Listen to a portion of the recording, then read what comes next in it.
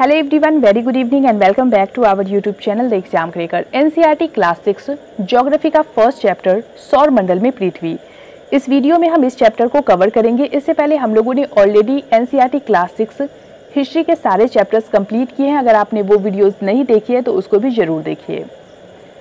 इस चैप्टर में जो भी हमारी परीक्षा के दृष्टिकोण से महत्वपूर्ण है हम उसको देखते चलेंगे, साथ ही साथ हम इसके एक्सरसाइज भी करते चलेंगे ताकि हमारा रिविजन हो जाए और जो भी हमारी एग्जाम की दृष्टि से महत्वपूर्ण हो हम उसको कंप्लीट कर पाएं। जो भी हमारे एग्जाम के दृष्टिकोण से इंपॉर्टेंट नहीं होगा हम उसको स्किप करते चलेंगे। तो फटाफट से देख लेते हैं इसको। सबसे पहले हम बात करेंगे पूर्णिमा और अमावस्या की, जिसको हम फुल मून और न्यू मून के नाम से जानते हैं। तो जैसा कि आप सभी को पता होगा कि पूर्ण चंद्र को लगभग एक महीने में हम एक बार देख पाते हैं और यह पूर्ण चंद्रमा वाली रात यानी कि पूर्णिमा को होता है। 15 दिन के बाद हम इसे नहीं देख पाते। यह नए चंद्रमा की रात्रि या अमावस्या होती है। ऐसी रात में अगर आसमान साफ है तो आप आसमान का अवलोकन अच्छी तरह से कर सकते हैं। फिर आगे बात कर लेते हैं खगोलीय पिंड के बारे में। तो सूर्य, चंद्रमा तथा वे सभी वस्तुएं जो रात के समय आसमान में चमकती है खगोलीय पिंड कहलाती है। तो ये इंपॉर्टेंट है, आपको पता होना चाहिए इसके बारे में, क्योंकि एग्जाम में क्वेश्चन इसके बारे में पूछे जा सकते हैं।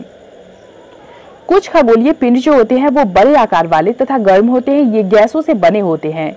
इनके पास अपनी ऊष्मा तथा प्रकाश होता है जिसे वे बहुत बड़ी मात्रा में उत्सर्जित करते हैं। इन खगोलीय पिंडों को तारा कहते हैं। ठीक है, एक क्वेश्चन यहाँ से ये बन के आता है कि तारा जो होती है उसके पास उनका खुद का ऊष्मा और प्रकाश होता है। ध्यान में रखिएगा इस बात को। फिर है कि सूर्य भी एक तारा है। ये इंपॉर्टेंट है, ये भी आपको पता होना चाहिए, तो इसको भी अच्छे से ध्यान में रखिएगा। आगे देखेंगे हम। तो यहाँ पे हम बात करेंगे नक्षत्र मंडल के बारे में। तो रात्रि में आसमान की ओर देखते समय हम तारों के विभिन्न समूहों द्वारा बनाई गई विविध आकृतियों को देख सकते हैं। ये नक्षत्र मंडल कहलाते हैं। अर्सा मेजर या बिग बियर इसी प्रकार का एक नक्षत्र मंडल है। क्वेश्चन यहाँ से एक ये बन के आ सकता है आपको कि अर्सा मेजर जो है वो किस भाषा का शब्द है। तो ये पता होना चाहिए आपको कि ये एक लैटिन भाषा का शब्द है और बिग बियर जो है ये एक अंग्रेजी भाषा का शब्द है। बहुत आसानी से पहचान में आने वाला नक्षत्र मंडल स्मॉल बियर या सप्तऋषि, ये 7 तारों का समूह है। तो यहाँ पे आप चित्र में देख सकते हो ये 7 स्टार सप्तऋषि है और यह भी बड़े नक्षत्र मंडल अर्सा मेजर का भाग है। आगे अगर हम बात करें तो प्राचीन समय में लोग दिशा का निर्धारण तारों की सहायता से किया करते थे, क्योंकि उस समय इतना टेक्निक और इतना ज्यादा डेवलपमेंट नहीं था। तो उत्तरी तारा उत्तर दिशा को बताता है। तो यहाँ पे आप देख सकते हो ध्रुव तारा जिसे कि पोल स्टार के नाम से भी जाना जाता है और इसके साथ ही नॉर्थ स्टार के नाम से भी इसको जानते हैं। तो ये हमेशा उत्तर दिशा में ही होती है। तो पुराने जमाने में जब लोग दिशा का निर्धारण रात्रि के समय नहीं कर पाते थे, क्योंकि सूर्य उस समय आकाश में नहीं होता था, तो इसलिए वो ध्रुव तारा का यूज करते थे ताकि उनको ये पता चल सके कि उत्तर दिशा किस तरफ है। तो वे सप्तऋषि जो होता है उसके जो 2 तारे होते थे वो संकेतक का काम करते और इसके माध्यम से वो उत्तर दिशा का पता लगा पाते थे। आगे देखेंगे हम। तो कुछ खगोलीय पिंडों में अपना खुद का प्रकाश एवं ऊष्मा नहीं होता, वे तारों के प्रकाश से प्रकाशित होते हैं। ऐसे जो पिंड होते हैं उनको ग्रह कहा जाता है, वो ग्रह कहलाते हैं। तो ग्रह जिसे अंग्रेजी में प्लैनेट कहते हैं, ग्रीक भाषा में प्लैनेटाई शब्द से बना है जिसका अर्थ होता है परिभ्रमक अर्थात चारों ओर घूमने वाला। तो ये समझ गए होंगे आप कि ग्रह किसको कहते हैं। पृथ्वी जिस पर हम रहते हैं ये भी एक ग्रह है और यह अपना संपूर्ण प्रकाश एवं ऊष्मा सूर्य से प्राप्त करता है, जो पृथ्वी के सबसे नजदीक का तारा है। तो हम लोगों ने पहले ही देखा है कि सूर्य जो है वो एक तारा है। पृथ्वी को बहुत अधिक दूरी से जैसे चंद्रमा से देखने पर यह चंद्रमा की तरह चमकती हुई प्रतीत होती है। यहाँ पे कुछ रोचक तथ्य दिए गए हैं तो इसको आप जरूर देखें। तो यहाँ पे क्लियर किया गया है कि बृहस्पति, शनि और यूरेनस के चारों ओर छल्ले हैं। ये क्वेश्चन आपके सीटेट में पूछ चुका है तो इसको ध्यान में रखिए। यहाँ पे हम बात कर लेते हैं सौर मंडल के बारे में। तो सूर्य, 8 ग्रह, उपग्रह तथा कुछ अन्य खगोलीय पिंड जैसे क्षुद्र ग्रह एवं उल्का पिंड मिलकर सौर मंडल का निर्माण करते हैं। उसे हम सौर परिवार का नाम देते हैं जिसका मुखिया सूर्य है। यहाँ पे हमें बताया गया है कि सौर शब्द का अर्थ है सूर्य से संबंधित, इसलिए सूर्य के परिवार को सौर मंडल यानी कि सोलर सिस्टम कहा जाता है। ये इंपॉर्टेंट है, ध्यान में रखिएगा। आगे देख लेते हैं। सूर्य जो है वो सौर मंडल के केंद्र में स्थित है। यह बहुत बड़ा है एवं अत्यधिक गर्म गैसों से बना है। सूर्य सौर मंडल के लिए प्रकाश एवं उष्मा का एकमात्र स्रोत है, लेकिन हम इसकी अत्यधिक तेज उष्मा को महसूस नहीं कर सकते क्योंकि सबसे नजदीक का तारा होने के बावजूद यह हमसे बहुत दूर है। सूर्य पृथ्वी से लगभग 15 करोड़ किलोमीटर दूर है। तो ये आपको पता होना चाहिए कि सूर्य से पृथ्वी की जो दूरी है वो कितनी है, तो ध्यान में रखिएगा, यह लगभग 15 करोड़ किलोमीटर दूर है। ग्रहों के बारे में अगर हम बात करें तो सौर मंडल में 8 ग्रह है। सूर्य से दूरी के अनुसार वे हैं बुध, शुक्र, पृथ्वी, मंगल, बृहस्पति, शनि, यूरेनस और नेपच्यून। तो इसको ध्यान में रखिएगा कि पृथ्वी से दूरी के अनुसार वो किस तरह है। ठीक है, ये बहुत इंपॉर्टेंट है, इससे रिलेटेड क्वेश्चन आपको एग्जाम में पूछा जा सकता है। बात करें अगर शब्दों की उत्पत्ति की, तो ऐसे बहुत से शब्द जिनका उपयोग हम एक भाषा में करते हैं, अक्सर वे दूसरी भाषाओं से लिए गए शब्द हो सकते हैं। उदाहरण के तौर पर अगर हम देखें तो जियोग्राफी, जो एक अंग्रेजी शब्द है, यह ग्रीक भाषा से लिया गया शब्द है जिसका अर्थ है पृथ्वी का विवरण। तो ये आपको पता होना चाहिए कि जियोग्राफी का अर्थ क्या है। यह 2 ग्रीक शब्दों से मिलकर बना है, जिसमें जी शब्द का अर्थ है पृथ्वी एवं ग्राफिया का अर्थ है लिखना। पृथ्वी के संबंध में और अधिक जानने के लिए हमें इसको देखना इंपॉर्टेंट है, क्योंकि जियोलॉजी जो होता है इसका अर्थ होता है पृथ्वी का अध्ययन, जियोमेट्री का अर्थ होता है पृथ्वी का मापन और जियोइड का अर्थ होता है पृथ्वी के आकार के अनुरूप। सूर्य से दूरी के अनुसार ग्रहों के क्रम को याद करने के लिए आप इस ट्रिक को भी जरूर ध्यान में रखिएगा, क्योंकि इसके माध्यम से आपको इजीली याद हो जाएगा। ठीक है, ध्यान में रखिएगा इसको। फिर यहाँ पे अगर हम बात करें तो सौर मंडल के सभी 8 ग्रह एक निश्चित पथ पर सूर्य का चक्कर लगाते हैं। ये रास्ते दीर्घवृत्ताकार में फैले हुए हैं और ये कक्षा कहलाते हैं। तो कक्षा किसको कहते हैं ये समझ लिया हमने। फिर बुध सूर्य के सबसे नजदीक है। अपनी कक्षा में सूर्य के चारों ओर एक चक्कर लगाने में इसे केवल 88 दिन लगते हैं, यानी कि 88 डेज। सूर्य को पृथ्वी का जुड़वा ग्रह माना जाता है क्योंकि इसका आकार एवं आकृति लगभग पृथ्वी के समान है। यहाँ से क्वेश्चन ये बन के आता है कि पृथ्वी का जुड़वा ग्रह यानी कि ट्विन्स किसको कहा जाता है। तो ध्यान में रखिएगा, शुक्र को कहा जाता है और इसका रीजन ये है कि इसका जो आकार है, जो आकृति है, वो लगभग पृथ्वी के समान है, यानी कि काफी सेम है वो। और यहाँ पे प्लूटो के बारे में बताया गया है। तो अभी तक प्लूटो को एक ग्रह माना जाता था, परंतु अंतर्राष्ट्रीय खगोलीय संगठन ने अपनी बैठक अगस्त 2006 में यह निर्णय लिया कि कुछ समय पहले खोजे गए अन्य खगोलीय पिंडों तथा प्लूटो बौने ग्रह कहे जा सकते हैं। तो एक क्वेश्चन ये बन के आता है कि किस ग्रह को ग्रहों की श्रेणी से हटाकर बौने ग्रहों की श्रेणी में रखा गया है, तो वो प्लूटो है। ध्यान में रखिएगा आप। यहाँ पे थोड़ा सा डू यू नो के बारे में समझ लेते हैं। तो खगोलीय पिंड एवं उनकी गति के संबंध में अध्ययन करने वाले को खगोल शास्त्री कहा जाता है। आर्यभट्ट प्राचीन भारत के प्रसिद्ध खगोल शास्त्री थे। आज विश्व के सभी भागों में खगोलविद ब्रह्मांड के रहस्यों को खोजने में लगे हुए हैं। यहाँ पे बात की गई है पृथ्वी के बारे में। तो सूर्य से दूरी के हिसाब से पृथ्वी तीसरा ग्रह है। आकार में यह 5वां सबसे बड़ा ग्रह है। यह ध्रुवों के पास थोड़ी चपटी है। यही कारण है कि इसके आकार को भूआब कहा जाता है। भूआब का अर्थ है पृथ्वी के समान आकार। जीवन के लिए अनुकूल परिस्थितियां संभवतः केवल पृथ्वी पर ही पाई जाती है। पृथ्वी न तो अधिक गर्म है और न ही अधिक ठंडी। यहाँ पानी एवं वायु उपस्थित है, जो हमारे जीवन के लिए आवश्यक है। वायु में जीवन के लिए आवश्यक गैसें जैसे ऑक्सीजन मौजूद है। इन्हीं कारणों से पृथ्वी सौर मंडल का सबसे अद्भुत ग्रह है। तो ये क्वेश्चन आपका पूछा जा सकता है कि पृथ्वी को अद्भुत ग्रह क्यों कहा जाता है। एक और इम्पोर्टेंट क्वेश्चन है कि पृथ्वी को नीला ग्रह क्यों कहा जाता है। तो अंतरिक्ष से जब आप पृथ्वी को देखोगे तो इसकी जो 2/3 सतह है वो पानी से ढकी हुई है, जिसके कारण यह नीले रंग की दिखती है, जिसके कारण इसको नीला ग्रह कहते हैं। यहाँ पे अगर हम बात करें डू यू नो में, तो प्रकाश की गति जो है वो लगभग 3 लाख किलोमीटर प्रति सेकंड है। इस गति के बावजूद सूर्य के प्रकाश को पृथ्वी तक पहुंचने में लगभग 8 मिनट लगता है। तो ये इंपॉर्टेंट है आपके लिए, सूर्य के प्रकाश को पृथ्वी तक पहुंचने में कितने मिनट का समय लगता है और इसके साथ ही प्रकाश की जो गति है वो कितने किलोमीटर प्रति सेकंड है। तो देखा आपने यहाँ पे 3 लाख किलोमीटर प्रति सेकंड और पृथ्वी तक सूर्य की जो प्रकाश है उसको पहुंचने में 8 मिनट का समय लगता है। आगे देख लेते हैं। तो यहाँ पे ये याद रखना है आपको कि नील आर्मस्ट्रॉन्ग जो थे वो दुनिया के पहले व्यक्ति थे जिन्होंने 21 जुलाई 1969 को सबसे पहले चंद्रमा की सतह पर कदम रखा था। आगे देखेंगे हम, तो यहाँ पे चंद्रमा के बारे में बताया गया है कि हमारी पृथ्वी के पास केवल एक उपग्रह है चंद्रमा। इसका व्यास पृथ्वी के व्यास का केवल 1/4 है। यह इतना बड़ा इसलिए प्रतीत होता है क्योंकि यह हमारे ग्रह से अन्य खगोलीय पिंडों की अपेक्षा ज्यादा नजदीक है। यह हमसे लगभग 3,84,400 किलोमीटर दूर है। अब आप पृथ्वी से सूर्य एवं चंद्रमा की दूरियों की तुलना कर सकते हैं, तो ये इंपॉर्टेंट नहीं है हमारे लिए जो इम्पोर्टेंट है वो ये है कि पिंडों की अपेक्षा चंद्रमा जो है वो पृथ्वी के नजदीक है और यह हमसे लगभग 3,84,400 किलोमीटर दूर है। यहाँ पे बात की गई है उपग्रह के बारे में। तो उपग्रह जो है वो एक खगोलीय पिंड है जो ग्रहों के चारों ओर उसी प्रकार चक्कर लगाता है जिस प्रकार ग्रह सूर्य के चारों ओर चक्कर लगाते हैं।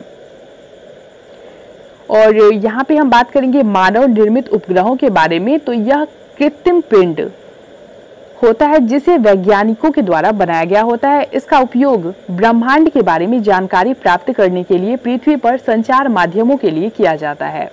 इसे रॉकेट के द्वारा अंतरिक्ष में भेजा जाता है एवं पृथ्वी की कक्षा में स्थापित कर दिया जाता है। अंतरिक्ष में उपस्थित कुछ भारतीय उपग्रह इनसेट, IRS, एरोसेट इत्यादि है। तो ये बहुत ही ज्यादा इंपॉर्टेंट है क्योंकि सीटेट में 2-3 बार ये क्वेश्चन पूछ चुका है। ठीक है, तो आपको इनमें से कोई भी ऑप्शंस में मिल सकते हैं और आपको ये पूछा जा सकता है कि भारतीय उपग्रह इनमें कौन सा है। तो ध्यान में रखिएगा, इनसेट, IRS और एरोसेट। आगे देखेंगे हम, तो यहाँ पे हमें बताया गया है कि चंद्रमा जो है वो पृथ्वी का एक चक्कर लगभग 27 दिन में पूरा करता है। लगभग इतने ही समय में यह अपने अक्ष का एक चक्कर भी पूरा करता है। तो हम जो चंद्रमा का हमेशा एक ही भाग देख पाते हैं, इसका रीजन यही है। तो इसको ध्यान में रखिएगा, ये बहुत ही इंपॉर्टेंट है। और इसके साथ ही इंपॉर्टेंट ये भी है कि चंद्रमा जो है वो पृथ्वी का एक चक्कर 27 डेज यानी कि 27 दिनों में पूरा करता है और वो अपने अक्ष पर भी एक चक्कर पूरा करने में इतना ही समय लेता है। यहाँ पे क्षुद्र ग्रहों के बारे में थोड़ा सा समझ लेते हैं। तो यहाँ पे आप चित्र के माध्यम से देख सकते हैं, इस तरह के जो पिक्चर में आपको दिखाया गया है ये क्षुद्र ग्रह है। तो तारों, ग्रहों एवं उपग्रहों के अतिरिक्त असंख्य छोटे पिंड भी सूर्य के चारों ओर चक्कर लगाते हैं। इन पिंडों को क्षुद्र ग्रह कहते हैं। ये मंगल एवं बृहस्पति की कक्षाओं के बीच पाए जाते हैं। वैज्ञानिकों के अनुसार क्षुद्र ग्रह ग्रह के ही भाग होते हैं जो कि बहुत पहले विस्फोट के बाद ग्रहों से टूटकर अलग हुए हैं। उल्का पिंड के बारे में हमें बताया गया है। तो सूर्य के चारों ओर चक्कर लगाने वाले पत्थरों के छोटे छोटे टुकड़ों को उल्का पिंड कहते हैं। तो उल्का पिंड किसको कहा जाता है, ये ध्यान में रखिएगा। कभी कभी ये उल्का पिंड पृथ्वी के इतने नजदीक आ जाते हैं कि इनकी प्रवृत्ति पृथ्वी पर गिरने की होती है। इस प्रक्रिया के दौरान वायु के साथ संघर्ष होने के कारण ये गर्म होकर जल जाते हैं। फलस्वरूप चमकदार प्रकाश उत्पन्न होता है। कभी कभी कोई उल्का पूरी तरह जले बिना पृथ्वी पर गिरती है जिससे धरातल पर गड्ढे बन जाते हैं। यहाँ पे हम देखेंगे, क्या आपने तारों, खुले आकाश में एक ओर से दूसरी तरफ फैली गई सफेद पट्टी की तरह एक चमकदार रास्ते को देखा है? यह लाखों तारों का समूह है। यह पट्टी आकाशगंगा यानी कि मिल्की वे है। हमारा सौरमंडल इस आकाशगंगा का एक भाग है। प्राचीन भारत में इसकी कल्पना आकाश में प्रकाश की एक बहती गंगा से की गई थी। तो इसको ध्यान में रखिएगा आप लोग। यहाँ पे एक चित्र के माध्यम से देख सकते हैं आप, आकाशगंगा का चित्र दिया गया है। आगे देखेंगे हम, आकाशगंगाएं मिलकर ब्रह्मांड का निर्माण करती है। ब्रह्मांड की विशालता की कल्पना करना अत्यंत कठिन है। वैज्ञानिक अभी भी इसके बारे में अधिक से अधिक जानकारी जुटाने में लगे हुए हैं। तो अभी इसके आकार के संबंध में हमें कोई भी जानकारी नहीं है, लेकिन फिर भी हम जानते हैं कि हम सभी इसी ब्रह्मांड का हिस्सा है। और यहाँ इसके एक्सरसाइज यानी कि अभ्यास के जो क्वेश्चंस है उसको देखते चलेंगे। तो क्वेश्चन में हमसे ये पूछा गया है कि ग्रह और तारे में क्या अंतर है। तो अभी जब हम इस चैप्टर को पढ़ रहे थे तो हम लोगों ने देखा था कि ग्रहों के पास अपना प्रकाश तथा उष्मा नहीं होता, जबकि तारों के पास उनके खुद का प्रकाश एवं उष्मा होती है। इसके साथ ही ग्रह जो होते हैं वो सामान्यतः तारों से छोटे होते हैं, जबकि तारा जो होता है वो ग्रह से काफी बड़ा होता है। सेकंड क्वेश्चन है आपका कि सौर मंडल से आप क्या समझते हैं। तो सूर्य, 8 ग्रह, उपग्रह तथा कुछ अन्य खगोलीय पिंड मिलकर सौर मंडल का निर्माण करते हैं, जिसे हम सौर परिवार के नाम से भी जानते हैं। सूर्य सौर मंडल के मध्य में स्थित होता है। ग्रह अपनी निश्चित कक्षा में सूर्य का चक्कर लगाते हैं और उपग्रह भी जो होते हैं वो ग्रहों की परिक्रमा करते हैं। यहाँ पे क्वेश्चन नंबर 3 में पूछा गया आपसे कि सूर्य से उनकी दूरी के अनुसार सभी ग्रहों के नाम लिखिए। तो सबसे पहले बुध, फिर शुक्र, फिर पृथ्वी, फिर मंगल, फिर बृहस्पति, फिर शनि, फिर यूरेनस और फिर नेपच्यून। क्वेश्चन 4 है आपका, पृथ्वी को अद्भुत ग्रह क्यों कहा जाता है। तो अभी हम लोगों ने देखा कि पृथ्वी को अद्भुत ग्रह इसलिए कहा जाता है क्योंकि जीवन की अनुकूल परिस्थितियां संभवतः केवल पृथ्वी पे ही पाई जाती है और इसके साथ ही पृथ्वी पर जल भी उपलब्ध है, जो कि हमारे जीवन के लिए बहुत ही ज्यादा जरूरी है। और पृथ्वी पर जीवन दायिनी ऑक्सीजन गैस और ओजोन की परत भी पाई जाती है। इन्हीं कारणों से, इन्हीं क्वालिटीज के कारण पृथ्वी जो है वो अद्भुत ग्रहों की श्रेणी में आता है। क्वेश्चन 5 है हमारा, हम हमेशा चंद्रमा के एक ही भाग को क्यों देखते हैं। तो चंद्रमा जो है वो लगभग 27 दिनों में पृथ्वी का एक चक्कर पूरा करता है और यह अपनी धुरी पर एक चक्कर लगाने में लगभग उतना ही समय लेता है। इन कारणों की वजह से हम चंद्रमा का एक ही भाग देख पाते हैं। फिर हमसे पूछा गया है कि ब्रह्मांड क्या है। तो करोड़ों तारों, बादलों तथा गैसों की एक प्रणाली आकाशगंगा है और इस प्रकार की लाखों आकाशगंगाएं मिलकर ब्रह्मांड का निर्माण करती है और हम लोग इसी ब्रह्मांड का एक हिस्सा है। तो ये कंप्लीट हो गया हमारा। अब इसमें देख लेते हैं क्या कहा गया है। तो सही उत्तर को चिन्हित करना है हमको।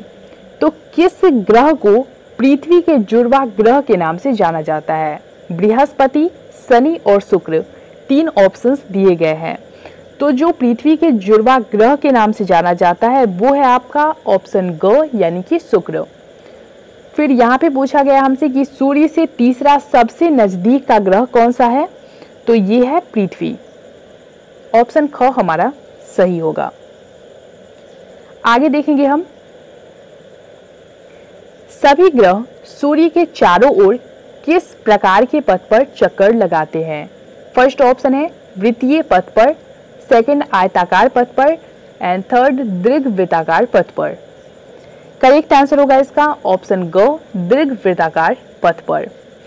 फिर यहाँ पे पूछा गया है कि ध्रुव तारे से किस दिशा का ज्ञान होता है। तो अभी हम लोगों ने ध्रुव तारा यानी कि पोल स्टार, जिसको नॉर्थ स्टार के नाम से भी जानते हैं, उसके बारे में पढ़ा है। तो नॉर्थ स्टार, जैसा कि नाम से ही आप लोग समझ गए होंगे कि यह उत्तर दिशा का ज्ञान कराता है। ख इसका सही होगा। फिर इसमें कहा गया है हमको कि क्षुद्र ग्रह किन कक्षाओं के बीच पाए जाते हैं। ये बहुत ही इंपॉर्टेंट क्वेश्चन है।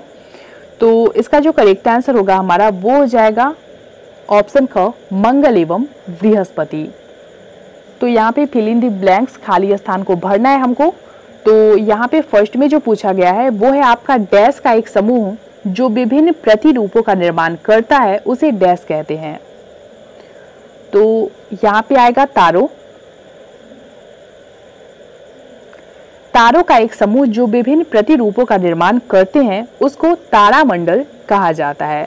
फिर सेकंड देख लेते हैं, तारों की एक बहुत बड़ी प्रणाली को डैश कहा जाता है। तो तारों की जो एक बहुत बड़ी प्रणाली है उसको हम आकाशगंगा कहते हैं। तो यहाँ पे आकाशगंगा आ जाएगा। फिर है डैश पृथ्वी का सबसे करीब है। तो पृथ्वी के जो सबसे करीब है वो है चंद्रमा। तो यहाँ पे हम चंद्रमा लिखेंगे। फिर फिफ्थ में पूछा गया हमसे कि सूर्य से तीसरा सबसे नजदीक कौन सा है। तो सूर्य का जो सबसे तीसरा नजदीक है वो है पृथ्वी। तो यहाँ पे पृथ्वी आ जाएगी। फिर 6 में पूछा गया है कि ग्रहों के पास अपनी डैश तथा डैश नहीं होती। तो ग्रहों के पास अपनी खुद की उष्मा नहीं होती और इसके साथ ही प्रकाश भी नहीं होती। तो उष्मा और प्रकाश इसमें हम भरेंगे। तो बस यही था, ये चैप्टर कंप्लीट हुआ हमारा। आपको ये वीडियो कैसी लगी लाइक कमेंट के थ्रू जरूर बताइएगा और शेयर भी जरूर करिएगा अपने फ्रेंड्स के साथ। मिलते हैं हमारे नए वीडियो में, तब तक के लिए पढ़ते रहिए, बढ़ते रहिए।